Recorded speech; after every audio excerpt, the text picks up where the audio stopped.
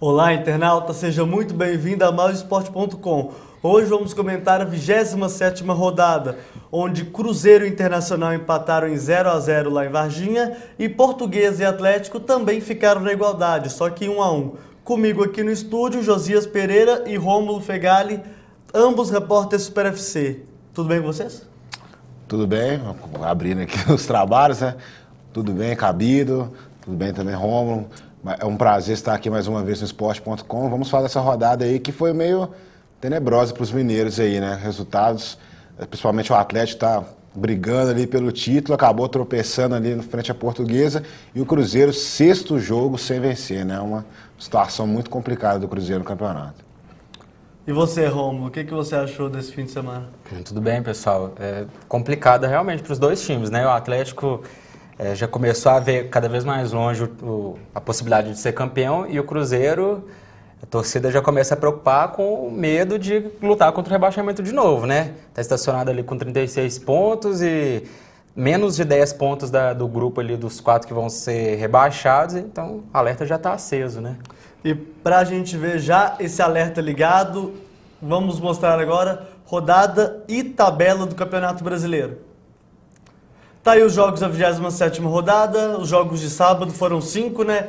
Cruzeiro 0, Inter 0, Náutico 2, Atlético Goianiense 0, Portuguesa 1, Galo 1, Vasco 3, Figueirense 1 e na noite de sábado, Palmeiras 3, Ponte Preta 0.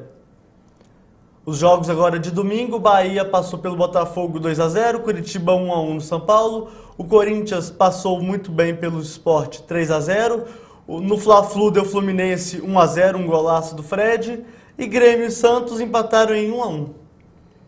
Agora a classificação do campeonato, com o Fluminense na liderança com 59 pontos, abriu 6 de diferença em relação ao Atlético, que tem 53, e 9 em relação ao Grêmio, que tem 50. O Vasco tem 47 pontos, fecha o G4. Na 9ª posição, o Cruzeiro, com 36 pontos. Virando a página, na zona de rebaixamento tem o Sport com 27, o Palmeiras com 26, o Figueirense com 22, na lanterna do campeonato, o time que não consegue ganhar de ninguém, o Atlético Goianiense com apenas 20 pontos ganhos. E vamos começar já falando do Cruzeiro. O Cruzeiro empatou sem gols lá em Varginha com o Internacional, 0 a 0, teve até uma penalidade convertida pelo Borges, mas o Paulo César Oliveira mandou voltar a cobrança, né? O que você achou desse jogo, Josias? Bom, foi um jogo assim complicado, né? Porque não foi um grande futebol que as duas equipes não conseguiram demonstrar, apresentar um grande futebol para a torcida que estava presente lá em Varginha. Então foi meio complicado porque o Cruzeiro até jogou mais ou menos assim, né? Digamos que não foi uma má partida do Cruzeiro. Teve também a estreia do Arias, né? Que foi uma coisa sensacional. Depois de 8 meses de Cruzeiro, finalmente ele pôde jogar uma partida. Não comprometeu, fez até uma partida razoável. Inclusive, na hora que ele foi substituído pelo Souza, a torcida pegou no pé do Celso Roth, começou a chamar o Celso Roth de burro, né? Uma coisa que a gente tá até ouvindo na Rádio Gaúcha, né? Na hora que a torcida começou a chamar o Celso Roth de burro, a Rádio Gaúcha virou e falou assim, uma situação que o Celso Roth está bastante acostumado, né? Uma coisa assim, meio engraçada lá, cômica, do que rolou nessa partida. E teve também essa questão do pênalti, né? Muitas pessoas falaram que não foi pênalti, né? Mas pelo lance dá para ver que foi um puxão ali no Borges. Então o juiz marcou, estava em cima do lance. Agora vem a questão da invasão, né? Primeiro lance lá, os jogadores do Cruzeiro, o Everton também, pela imagem, a gente consegue ver o Everton, já estava dentro do gol, assim, dentro da linha do gol mesmo. E acabou invadindo. Os caras do Inter também estavam. E aí na segunda cobrança também. Não, na primeira também. Na primeira também todo mundo estava. Todo mundo invadiu. E na segunda do só Inter. O cara do Inter, só os 3 do Inter do outra ponta que estavam, subiram de uma vez também. E acabou que o juiz não voltou e gerou várias reclamações, né? O Celso Roth falou muito. Eu entendo por que volta o pênalti. Não deu rebote, ninguém se beneficiou de nada, foi gol, encerra o assunto. O Paulo César, na minha opinião, é lógico, ele coloca lenha na fogueira. Pô, e daí se a regra, sabe? Tipo, claro, a regra tem que ser respeitada, mas foi gol, não deu rebote, não interfere em nada na jogada e pronto. Acaba com isso, acaba com essa bobagem de ter que voltar pênalti se o cara invade, se a bola entrou. Agora, óbvio, se beneficia o infrator, aí também é muito complicado, né? É. Mas aí, no caso, ambos invadiram. Aí a invasão. Foi Teria gol. que É uma bobagem. Tinha que ser É uma anulado, bobagem. né? É uma penalidade, como os dois cometeram. Se fosse olhar pela lógica assim, de outros esportes que a gente acompanha, quando os dois cometem um tipo de penalidade, Segue jogada. isso, anula a penalidade que o juiz poderia marcar eventualmente, se fosse de um ou se fosse de outro. Anula completamente e dá sequência no lance. Exatamente. Só que aí ele preferiu dar voz ao que ele tem de entendimento e mandou voltar a jogada, né? E Deixando aí, bem claro, né, Josias, que a regra manda voltar. Mas Exatamente. nem toda a regra do futebol ela é unânime, né? É igual uma falta, né? Quando a lei da vantagem, né? Acho que poderia se enquadrar, porque é justamente o que você falou, não aconteceu, não interferiu em nada no lance o fato de terem invadido. Como foram os dois, né? Então podia ter essa flexibilidade aí. Né? Agora, se foi pênalti ou não, a gente vai ficar discutindo aqui também. Pra mim, eu acho que eu não daria aquele pênalti. Acho que os jogadores de futebol hoje no Brasil estão muito mal acostumados. Parecem, sabe aqueles caras que não querem que encostem em mim? Pô, se não quer que encoste, vamos jogar vôlei, cara. Futebol é jogo de contato. Agora, qualquer trombadinha, os caras já estão desabando dentro da área. Então, pô, vamos seguir o lance e tal. O jogo foi fraco, o jogo foi muito fraco. O Internacional não é tudo aquilo que a gente achou que é, né? É um time que tem as suas limitações técnicas e táticas, apesar de ter Forlan e Leandro Damião nesse jogo contra o Cruzeiro. O time do Cruzeiro, a gente já falou aqui N vezes, é um time fraco, é um time que não tem conjunto, é um time que não tem esquema tático, é um time que não tem absolutamente nada. Teve as entradas de Arias e Martinúcio, mas eu também não vi nada demais nos dois. São jogadores que, obviamente, são apenas para compor um plantel. Você não pode colocar a camisa titular neles ainda. E é isso. O Cruzeiro hoje é apenas mais um que compete no Campeonato Brasileiro, né, Rom? Sobre esses dois jogadores, concordo com você sobre que não vão ser a salvação do Cruzeiro, mas também não achei que o Diego Arias, por exemplo, que demorou 9 meses para ter sua estreia no Cruzeiro, e ninguém sabe o porquê, né, o motivo real dessa demora, mas eu não vi nele nenhuma inferioridade em relação aos volantes que o Celso Roth insiste, como Charles, por exemplo, como o William Magrão, o próprio Sandro Silva. Todos apenas medianos. Todos medianos, e eu não achei o Arias abaixo deles, eu achei que está no mesmo nível, então já poderia estar jogando, de repente ele entrando aí, pega um ritmo e mostra alguma coisa, mas o futebol dele é aquele também. Ele não vai ser um jogador que vai se destacar em campo, um jogador de marcação. Achei ele bem firme na marcação, inclusive, sempre vão ter, os jogos dele vão ser discretos mesmo, igual era o Marquinhos Paraná, por exemplo, né? Exatamente. Agora, no aspecto técnico, José, o que você achou do time do Cruzeiro?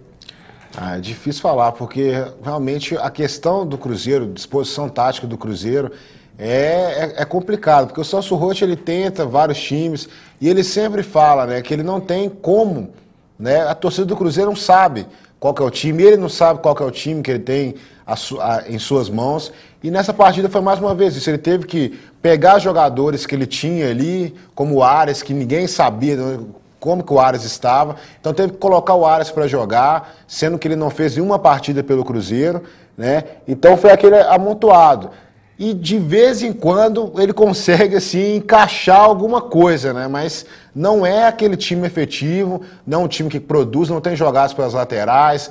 É um time que baseia sua tática muito pelo meio campo, né? Ali com o Montijo tentando, passando ali na ponta. O Everton também está aparecido bem. O Everton, eu considero um dos destaques do Cruzeiro nessas últimas partidas.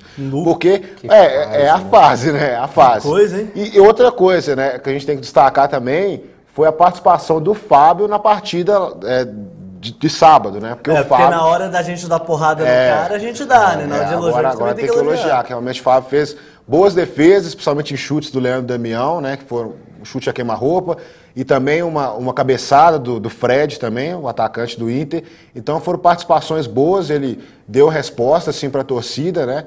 Aquilo que a gente esperava dele, né? Porque realmente ele é um jogador, a gente sabe do potencial do Fábio e estava esperando uma apresentação assim a nível de Fábio mesmo, né? Um nível que ele sempre apresentou no Cruzeiro. O Fábio fez contra o Internacional aquilo que a torcida espera que ele faça sempre. Exatamente. É isso. Joga aquilo ali mesmo, vai defender essas bolas mesmo. E vida que segue. Ano que vem vamos ver o que vai acontecer com relação a isso. Agora, o que eu achei, assim, falando do Internacional, né, que a gente sempre tem o Internacional como um time assim forte, um time base, como você disse, né, é um futebol que realmente não fez nada, não foi efetivo em forma alguma, não foi incisivo assim, no ataque do Cruzeiro. O Forlan teve algumas oportunidades, mas foi a única oportunidade assim de verdade que ele teve foi uma jogada na ponta, que ele conseguiu desvencilhar da marcação do Cruzeiro, da defesa do Cruzeiro, acho que foi o Léo, eu não estou lembrado agora quem foi o zagueiro, ele conseguiu livrar, mas na hora do chute ele isolou a bola praticamente, né? E depois teve um lance ali na ponta, sempre caindo pelas pontas, tentando achar o Damião que estava posicionado lá no centro, mas fora isso, o Internacional também decepcionou bastante. Muitos torcedores do Colorado vão falar aí que o Inter sentiu a ausência do D'Alessandro. Mas mesmo assim o Inter, pelo plantel, pelo tudo que a gente conhece do Inter... Se você tem o Forlan, você não pode sentir falta do D'Alessandro. Exatamente. Né? Isso. Mas vamos colocar então, também os pingos nos is, né? Se você tem um cara igual o Forlan, pô, o D'Alessandro também não vai fazer essa falta toda, né? Com certeza. A gente esperava mais. Mesmo porque ele... É óbvio que a gente sabe que o Forlan jogou meio como segundo atacante no jogo contra o Cruzeiro. E o D'Alessandro joga como camisa 10 autêntico. Mas, pô... O Forlan não conseguiria fazer também o papel de camisa 10? É lógico que conseguiria. Na Copa do Mundo ele... É lógico que conseguiria, né? Exatamente. Vamos pro assunto da moda agora do Cruzeiro?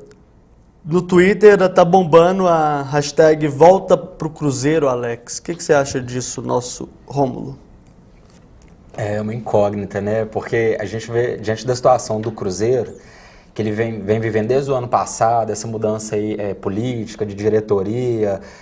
O clube chegou a atrasar salários, teve polêmica, jogador mandando carta. Eu não consigo imaginar um jogador do quilate do Alex dentro desse time aí que tá desorganizado. Do quilate do Alex? Do quilate do Alex. Que é um jogador... Que vale ouro, né? Vale ouro. Que é um diamante, né? Bom, ele encaixa em qualquer time brasileiro aí. Qualquer time brasileiro gostaria dele. Que coisa, não consigo imaginar ele no Cruzeiro nesse momento, não. De repente a diretoria surpreende... Mas isso pro ano que vem, né? E aí tem que aguardar também, porque a gente sabe que isso aí sempre foi claro, que ele tem 3 times que ele jogaria no Brasil, pelo menos é o discurso dele, né? Muito jogador muda o discurso na hora da proposta, mas ele fala que jogaria em Curitiba, Cruzeiro ou Palmeiras. Não vejo vantagem de jogar num Curitiba ou num Palmeiras na atual situação que eles vivem, né? Então os 3 estar piores que o Cruzeiro, né? Piores, né? O Palmeiras está na zona de rebaixamento. Mesmo com o título da Copa do Brasil do nosso glorioso Palmeiras, né? Mas a minha opinião com relação ao Alex é um pouco polêmica, assim. Porque é óbvio que ele tem já 35 anos, ele é um grande jogador, isso não tem dúvida. Eu contrataria ele agora, se eu pudesse. Mas a questão é que a torcida deve estar achando que é aquele Alex 2003, né? Não pode e não né? A gente tem que entender que ele jogava no futebol da Turquia. O futebol da Turquia tem 3 times, Galatasaray, Besiktas e o Fenerbahçe. Eles ficam revezando quem é campeão, é tipo Campeonato Mineiro. Então, a gente tem que entender que o futebol... Pô, jogar na Turquia é uma coisa, jogar no Brasil é outra. O Alex, se ele vier pro Cruzeiro, ele tem que saber que ele vai vir pro Cruzeiro numa pressão muito grande. Muito grande mesmo. Se ele quiser vir para cá para colaborar, pô, ele vai ser super bem-vindo, né, Josias? A questão toda se dá em quanto vale hoje o Alex. Será que o Curitiba tem bala na agulha para trazer o Alex? Não sei. O Palmeiras tem? O que o Curitiba... O próprio Cruzeiro tem? O que o Curitiba se concentra mais é no fato do desejo mesmo do Alex, né, de aposentar vestindo a camisa do Curitiba, né? Então, para eles, isso é um trunfo que eles têm, né, nesse momento de rumores aí do mercado.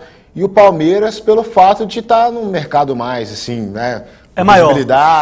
O mercado de São Paulo é maior. Então eles têm isso. E o Cruzeiro está meio correndo por fora, porque a gente também sabe, como o Rômulo disse, bem citou, a situação financeira do Cruzeiro não é lá essas coisas, né? Mas é uma situação que a gente pode pensar, pô, o Mineirão tá chegando. O Mineirão, fazer que nem o presidente falou. Um esquema de marketing sócio, decente. Por isso que eu digo que o Cruzeiro desses 3 times, eu acho que sai na frente por conta disso. O Palmeiras, que seria forte até pelo mercado do futebol de São Paulo, precisa estar na primeira divisão que vem para ter um Alex, mas aí a gente tem que lembrar que o Palmeiras também tá na Taça Libertadores. Né? Então, se o Palmeiras não cair... Pô, o Palmeiras ele vira uma vitrine Ainda mais hoje com maior que o do Cruzeiro. Construção da arena, palestra, tem todos os fatores, né? Aqui já tem pergunta do Renato Alves aqui de Patinga. Obrigado, Renato, pela sua participação. O pessoal do Cruzeiro já admitiu que o planejamento de 2013 já começou. O Alex deve ser uma das prioridades de contratação? Bom, eu acho que sim, viu, Renato? A questão é que a gente tem, sei lá, deixa eu ver, 3 horas que o nosso glorioso Alex colocou lá no Twitter que rescindiu o contrato com o Fenerbahçe.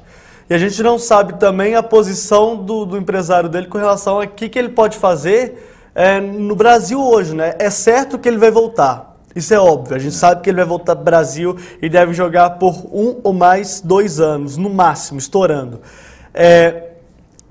Como bem disse os meninos, a situação do Cruzeiro é arrumar investidor para trazer o Alex. A não ser que o Alex não queira ganhar a fábula que ele possa estar ganhando lá no Fenerbahçe hoje, né, Romo? Agora, tem uma coisa também em relação ao Alex dele vir para o Cruzeiro.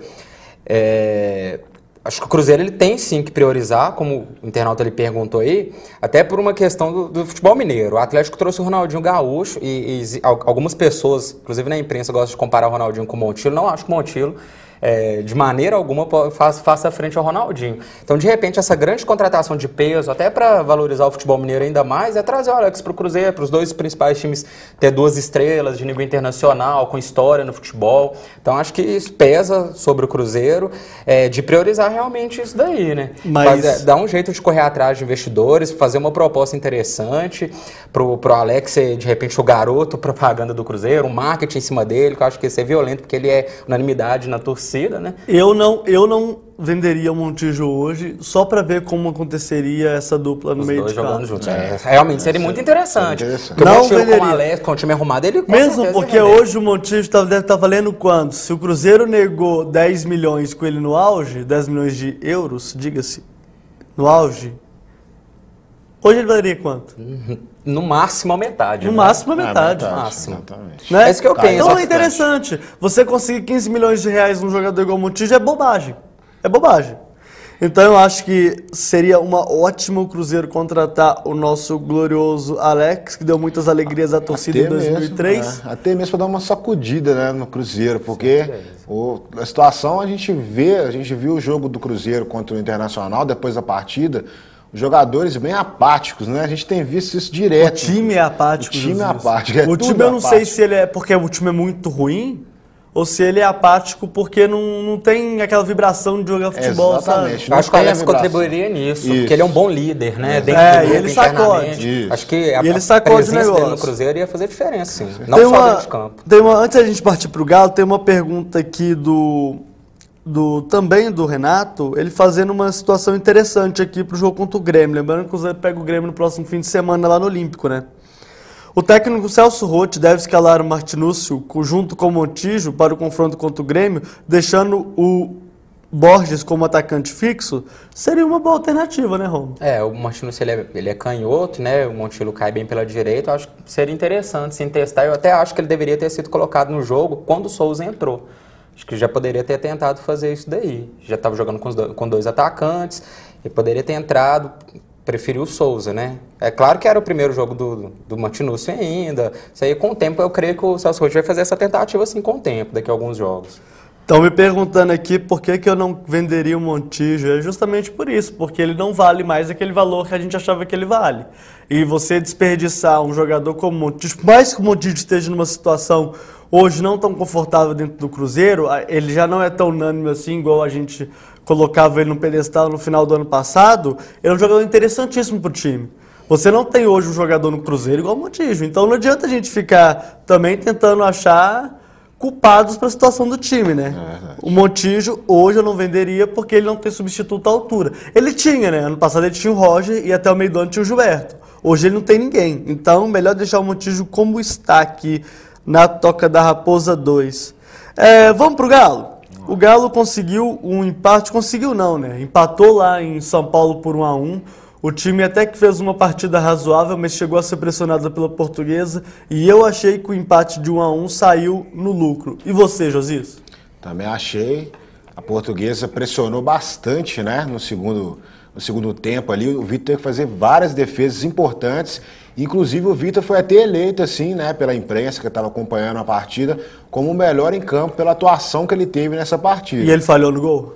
Pois é, uma situação, ele reclamou de falta, mas eu acredito que foi falha do Vitor sim, viu? Ele tentou sair ali, meio estabanado ali no momento da jogada, ele falou que foi falta, porque o jogador da Portuguesa foi em cima dele no momento, mas mesmo assim, né, um goleiro do nível do Vitor não poderia ter saído de forma tão estabanada. Ele saiu, ele foi meio inexperiente nessa jogada, exatamente. Né? Coisa aí, que ele não é, né? Isso, a bola sobrou, gol da Portuguesa, o Atlético foi pra cima no abafa, Ronaldinho cobrando assim faltas assim num momento assim de sorte, né, digamos, do Atlético. Ronaldinho cobrou a falta, a bola sobrou, o Bernard já emendou, né? O Bernard emendou um chute assim muito forte, acertou o ângulo do goleiro, do Dida, né? E pronto, empatou a partida.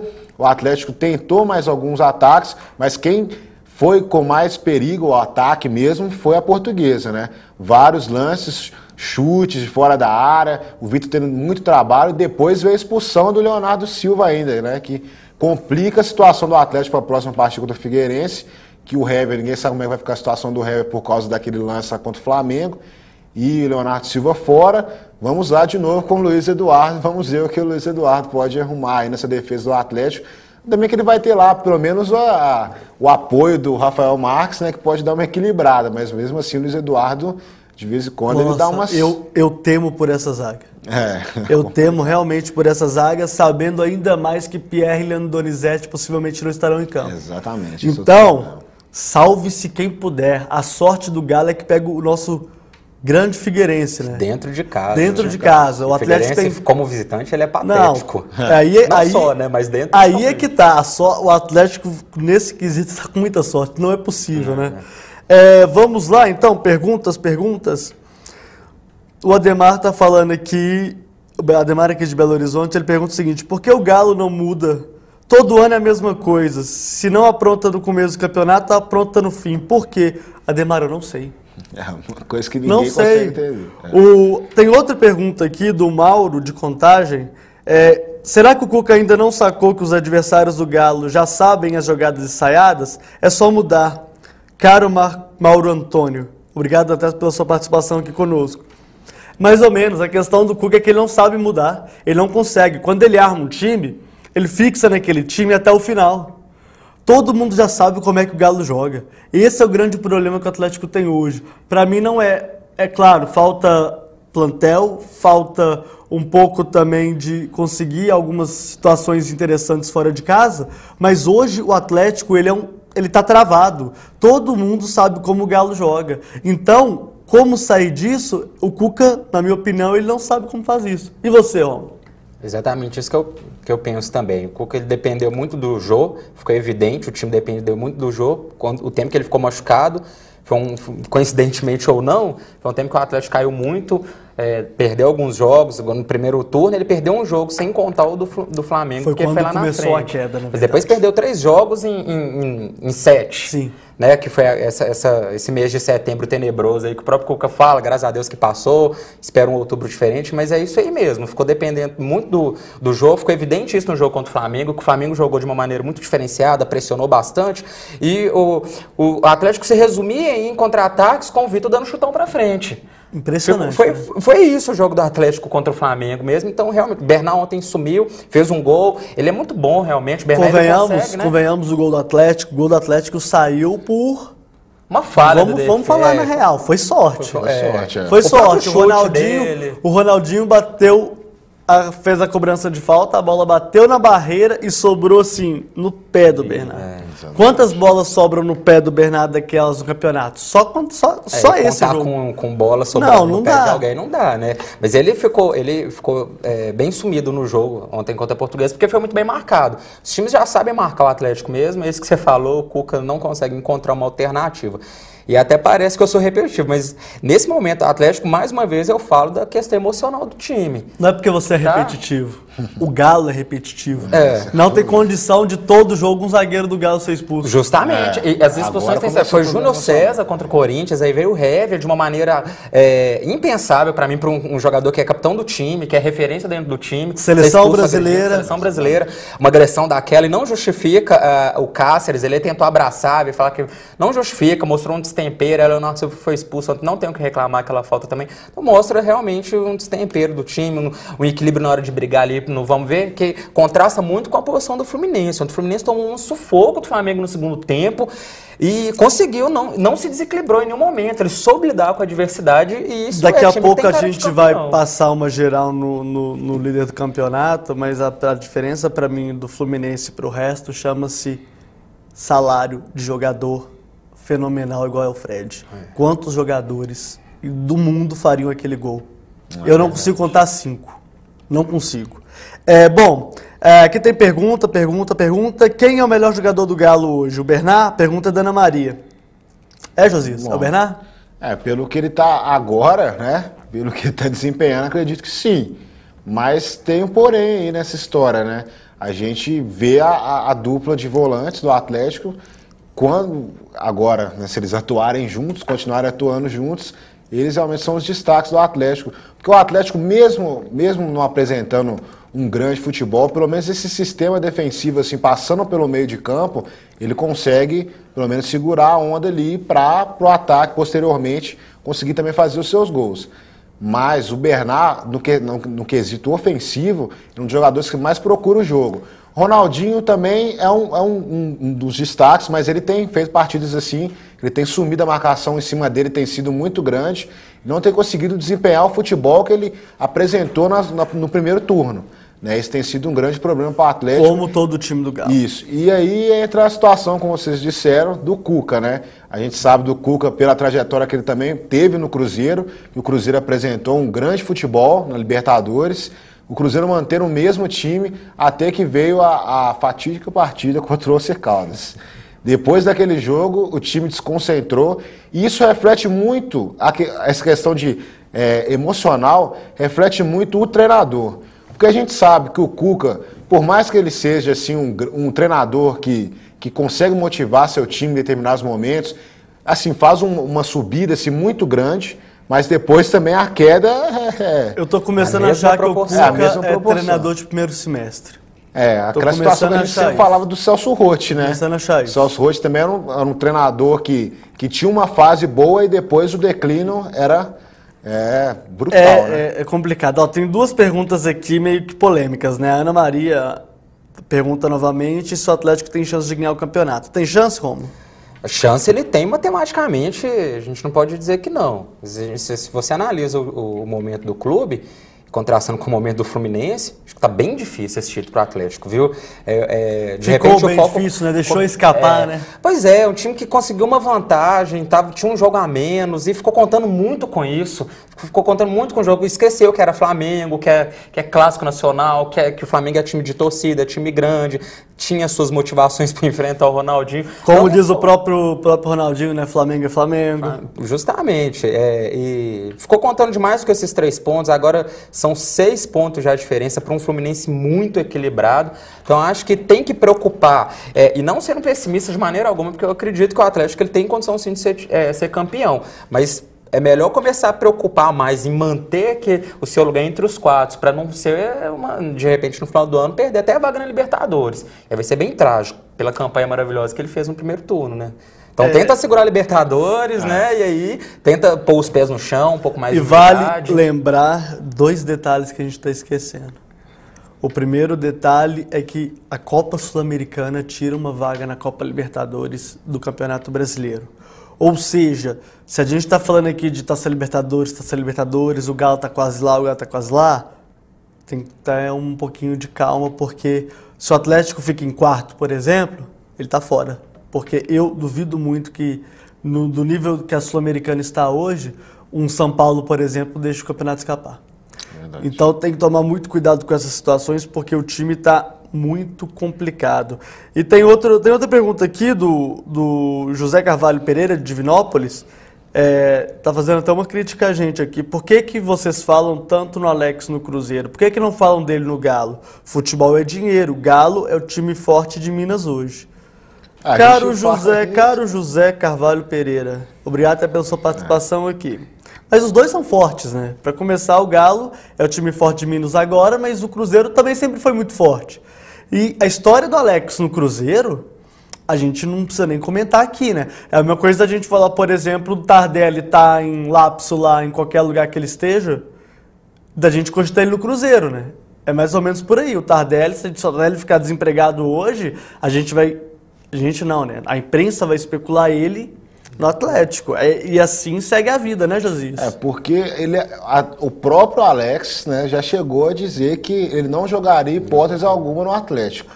Né? Ele Atlético Paranaense e Corinthians também. Isso, ele chegou a falar. Então, a questão não é que a gente não está cogitando no Atlético.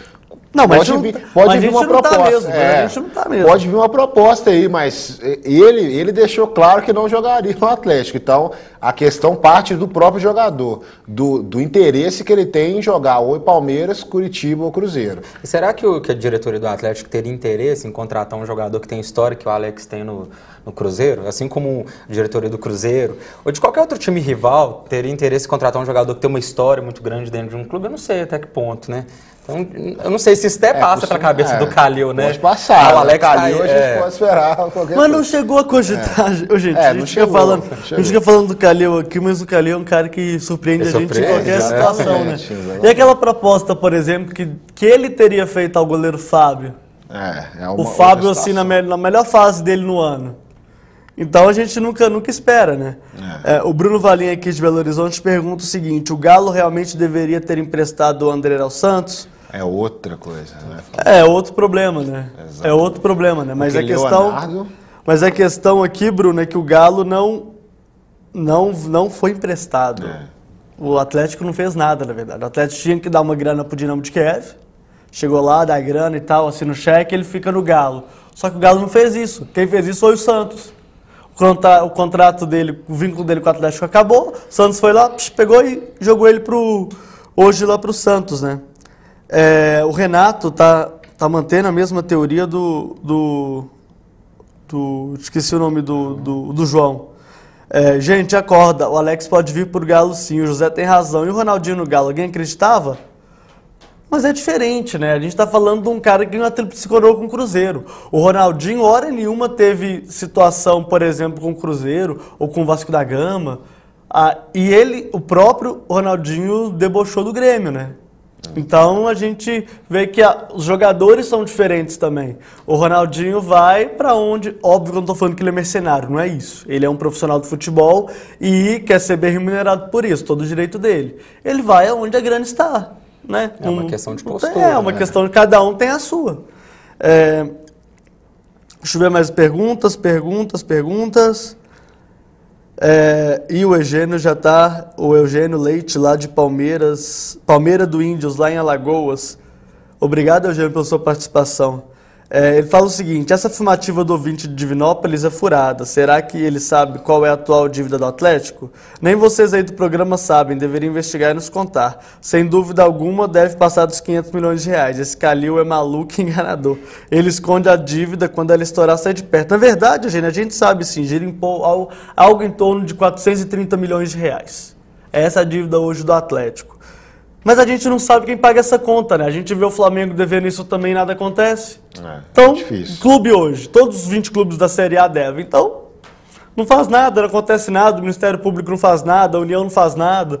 Inventaram esse time mania da vida aí, resolveu o quê? Nada. Então, muito pouca porcentagem. Você dever ou você não dever não faz a menor diferença no futebol brasileiro hoje. Vocês querem dar uma passada nos líderes do campeonato, tanto no Fluminense quanto no Grêmio? O que você achou do Fluminense, Josias? O Fluminense foi um jogo muito bom. O Fla-Flu sempre é um jogo emocionante, né? Então, aqueles nervos à flor da pele, estádio lotado e tal. E o Fluminense conseguiu controlar assim, o nervosismo assim, no segundo tempo. O gol do Fred, a gente não precisa nem falar que o Fred realmente é um atacante sensacional. A gente não consegue entender até hoje como o Fred está fora da seleção brasileira, né?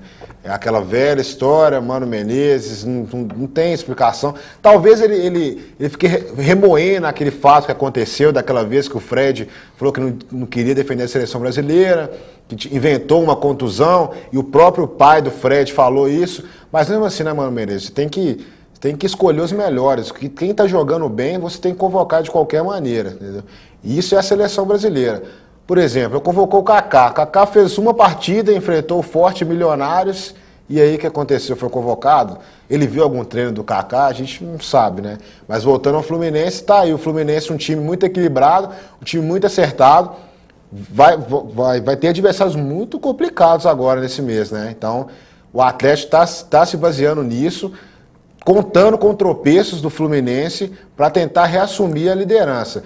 Pode acontecer? Pode, mas pelo futebol que o Fluminense tem apresentado hoje, a situação do Atlético, o Atlético tem que preocupar primeiro em vencer seus jogos e depois ligar o secador e ficar lá na torcida do Fluminense, perder as partidas, né? Mas a gente sabe que pelo equilíbrio que o Fluminense tem apresentado durante os jogos, o equilíbrio tanto defensivamente quanto ofensivamente, vai ser muito complicado para o Atlético. Ontem o time foi equilibrado, né? Isso. O Fred fez o gol que precisava e o Cavalieri pegou a bola que precisava, né? Exatamente, isso é o mais importante. Mas eu tenho achado que o Fluminense tem jogado mal os últimos jogos. Os adversários têm amassado o Fluminense às vezes, só que com um plantel que o Fluminense tem, dá para... isso pode acontecer, né? Esse é o ponto interessante que a gente fala aqui do Fluminense. E a diferença é que o Atlético caiu de produção e perdeu, empatou jogos, que não poderia. O Fluminense caiu de produção e continua vencendo, né?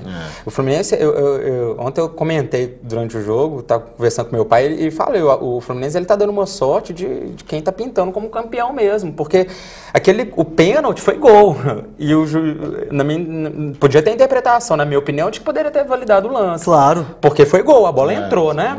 Mas aí deu pênalti, aí vai lá, bate o pênalti Botinelli, erra o gol. Pois é, eu realmente não entendi. O Botinelli bater pênalti no Flamengo. Pô, a gente tá falando do Flamengo, pô.